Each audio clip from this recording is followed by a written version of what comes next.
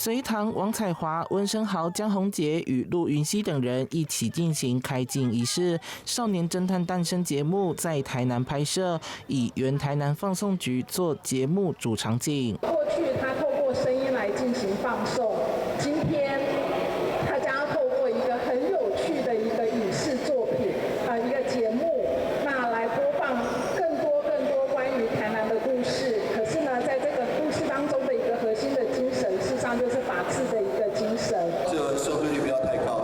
，20%就好。節目經過8年的想法，2年積極籌備，由金馬金鐘團隊策劃，結合明星效應與法治教育專業，以戲劇化情境模擬與互動推理為核心，鎖定6至24歲，對推理與法律充滿熱情的年輕族群。拍攝場景將深入台南各地，活化歷史空間之外，也打造結合影視、觀光與教育的沉浸式體驗。台南是一個很美麗的城市，這裡有人文、有文化、有內涵、底蘊，甚至我們的